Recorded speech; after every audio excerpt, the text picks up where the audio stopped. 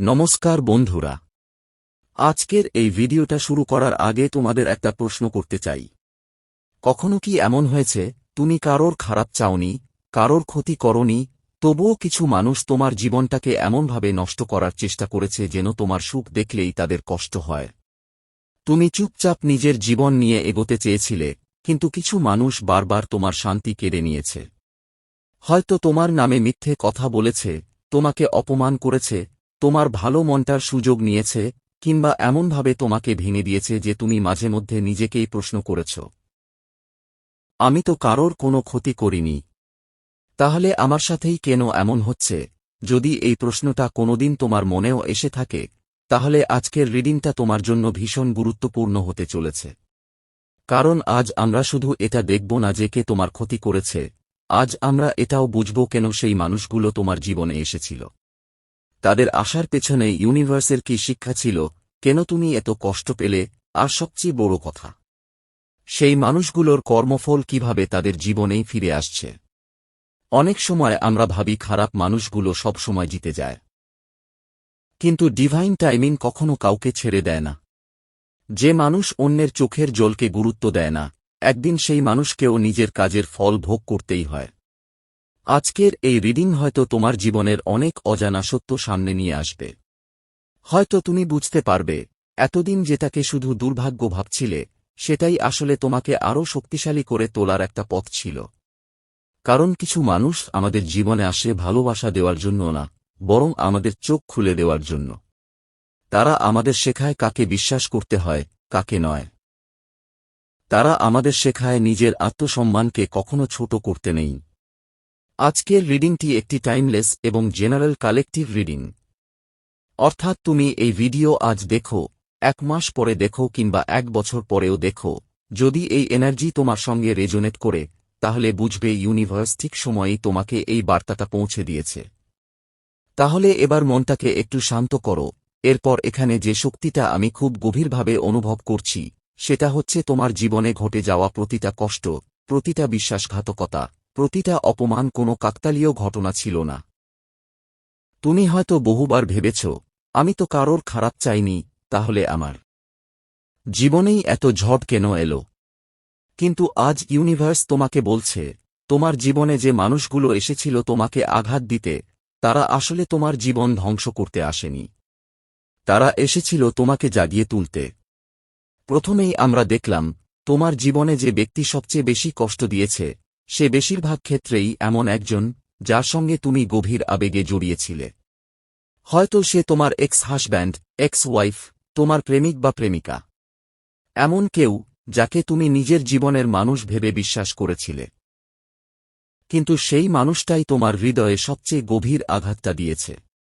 আর শুধু সম্পর্কের মানুষ নয়, এখানে এমন এক মহিলার এনার্জিও খুব স্ট্রংভাবে আসছে, যে বাইরে থেকে নিজেকে খুব পরিপূর্ণ, খুব শক্তিশালী, খুব সুন্দরভাবে উপস্থাপন করে, কিন্তু ভেতরে ভেতরে অন্যের সুখ সহ্য করতে পারে না। সে সব সময় চায় অন্যের জীবনকে অশান্ত করতে, অন্যের আনন্দ নষ্ট করতে। তার মধ্যে প্রচুর ক্ষমতা ছিল, বুদ্ধি ছিল, কিন্তু সে নিজের ভালো দিকগুলো ব্যবহার না করে খারাপ দিকগুলোকে বেশি জাগিয়ে তুলেছে। সে তোমার জীবনে এমন পরিস্থিতি তৈরি করেছে, যেন হঠাৎ করে তোমার সাজানো পৃথিবীতে আগুন লেগে যায়। ঠিক যেমন একটা বজ্রপাত মুহূর্তের মধ্যে সবকিছু ভেঙে দেয়, তেমনভাবেই সেই মানুষটা তোমার শান্তি কেড়ে নিয়েছিল। এখানে আরও একটা শক্তি খুব স্পষ্টভাবে আসছে, তোমার জীবনে যে ক্ষতি করেছে, সে তোমার অফিসের কেউও হতে পারে। হতে পারে তোমার বস, কোনো কলিগ, শ্বশুরবাড়ির কেউ, কিংবা এমন একজন যে সব সময় তোমার উপরে কর্তৃত্ব দেখাতে চাইত।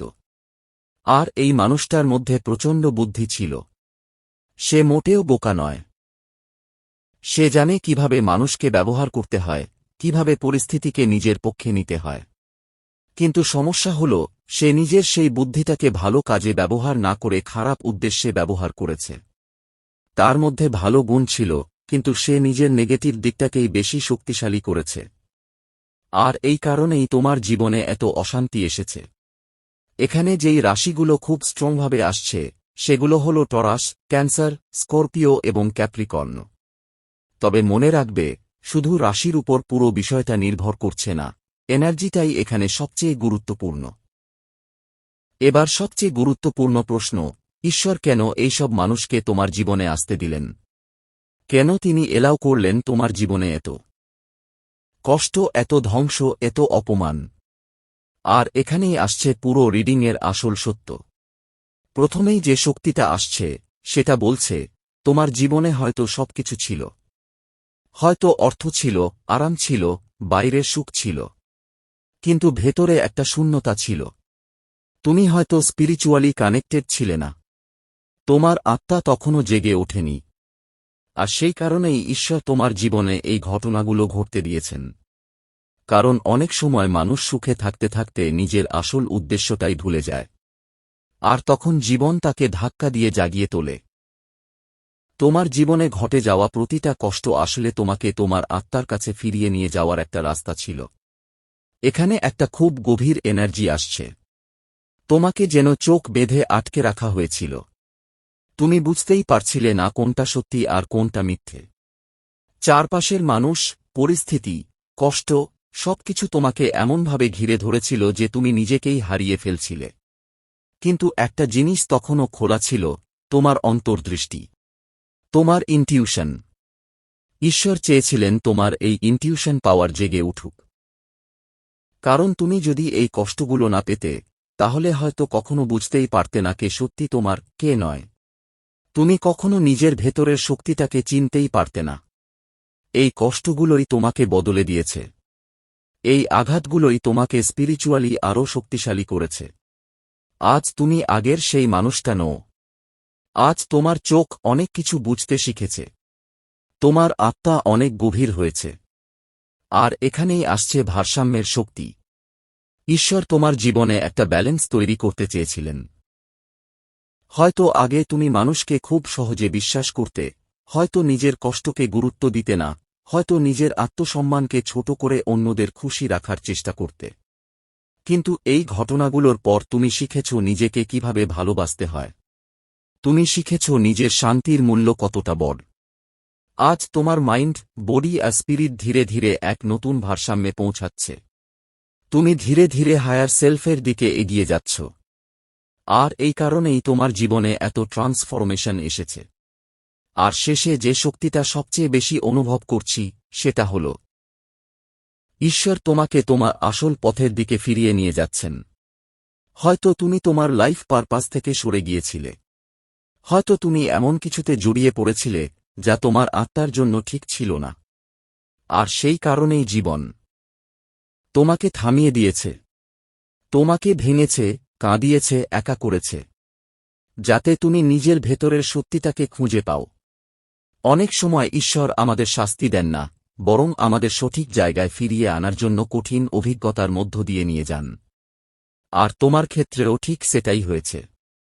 আজ তুমি যে কষ্টের মধ্য দিয়ে গিয়েছ, সেটাই একদিন তোমার সবচেয়ে বড় শক্তিতে পরিণত হবে।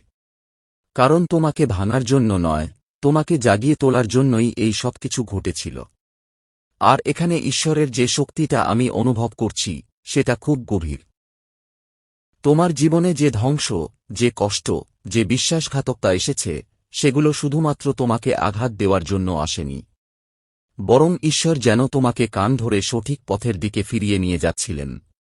কারণ অনেক সময় মানুষ যখন নিজের আসল পথ থেকে দূরে সরে যায়, তখন জীবন তাকে ধাক্কা দিয়ে আবার জাগিয়ে তোলে। আর এখানেই দেখুন, একটা খুব গুরুত্বপূর্ণ এনার্জি এসেছে। একজন মানুষ সবকিছু ফেলে রেখে অন্ধকার জায়গা থেকে দূরে চলে যাচ্ছে। এর মানে কি জানেন? এর মানে হল, ঈশ্বর তোমার জীবনে ক্লিয়ারিটি আনতে চেয়েছেন। তুমি এতদিন অন্ধকারে ছিলে, মানুষ চিনতে পারছিলে না, নিজের শক্তিকেও বুঝতে পারছিলে না। তাই এই ঘটনাগুলো তোমার জীবনে এসেছে, যাতে তুমি সত্যিটা দেখতে পারো, নিজের আত্মাকে চিনতে পারো এবং বুঝতে পারো কে তোমার আর কে নয়। আর একটা বিষয় এখানে খুব স্পষ্টভাবে আসছে।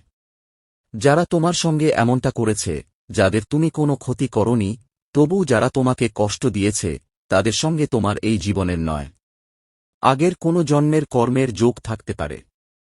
কারণ তুমি তো এই জীবনে তাদের ক্ষতি করনি, তাহলে তারা এমন করছে কেন?